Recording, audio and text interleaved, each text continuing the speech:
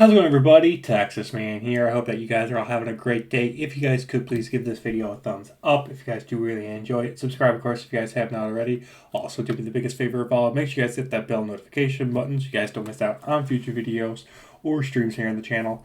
And as always, we're going to be talking positives and negatives, talking about Star Trek, the original series, seasons 1 through 3. The show, of course, ran from 1966 through 1969, and I'm going to be talking, as I said, all 3 seasons and giving them their individual scores and then an overall score for the entire show. I do also have a Star Trek playlist, so if you guys want to check out my reviews of other Star Trek incarnations, you guys can do that here. I will leave a link to it at the end of this video so you guys can check it out easier if you guys wish. So the show follows the crew of the Enterprise in the 23rd century, including, of course, the characters of Captain Kirk, Spock, Dr. Bones, Chekhov, Yuri, Soli, and Scotty, and together they confront alien races, and they have to confront both types that are hostile and friendly, and they explore worlds that are completely unknown to the Federation. While the show is extremely dated, it is very dated. The show has great storytelling. The storytelling is solid. It makes the show still relevant, and it is still talked about to this day, 50, 60, 70 years later. It is still a pop culture classic film, and it is still something that a lot of people can go back to watching and still enjoy. The worst parts of the show, unfortunately, come from season 3. The special effects in season 3 is a gigantic downgrade.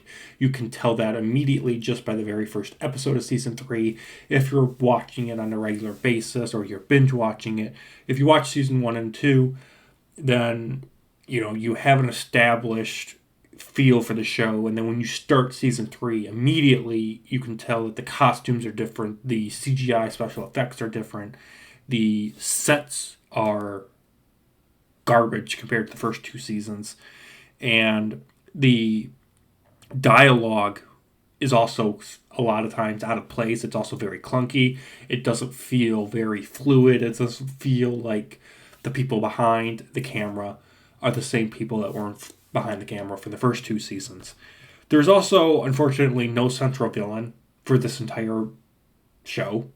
There's no central villain for any season. And I think that's one reason, me personally, I really enjoy TNG, is that there was a central villain for not only episodes, but for a general theme of a season, especially with season 4 and beyond, dealing with the upcoming Borg invasion.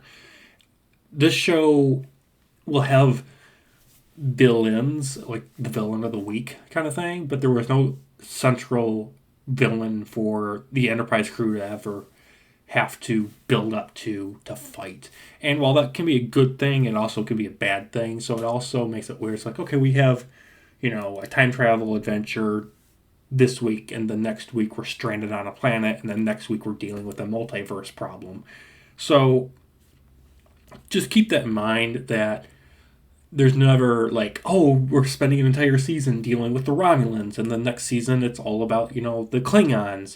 This show just goes all over the place, no pun intended, but there's never a central threat for the characters to ever have to defeat. So that might be a problem for some people. To me, it didn't bug me. Having a villain of the week kind of thing kind of felt refreshing, but at the same time, I do like having some sort of threat being a constant, and there really wasn't one. I think the closest thing to a villain would be the Romulans, that showed up maybe 3 times per season, and then maybe Apollo. Other than that, not really much. Last couple things is that there's unfortunately no proper ending to the show. So this show, in order to properly have a satisfying conclusion, requires you to watch the Star Trek movies, numbers 1 through 7. Honestly, I don't remember them, so forgive me. But you have to watch those movies to get a proper conclusion to the story of characters and arcs and plots. And if you guys would also make sure you guys check out Star Trek Continues. It's free. I have a review plan for the entire show as well, and it's free. You can watch it on YouTube. It's only 11 episodes. It does a great job being like a Star Trek original series season 4 kind of thing. So really encourage you guys to check it out. And overall, I think Star Trek the original series is good. I'm giving season 1 and 2 both a 10 out of 10. Season 3, I have to give a 7 out of 10. I didn't like it as much. It's not bad, but it wasn't up to the standards of the first 2 seasons. So with that, I'm going to give Star Trek the original series, all 3 seasons combined, a 9 out of 10. Thank you guys for watching. Let me know in the comment section down below. Do you guys agree or disagree with anything I have said? If you guys have any movies or shows you guys want me to watch and review, also let me know in the comment section down below.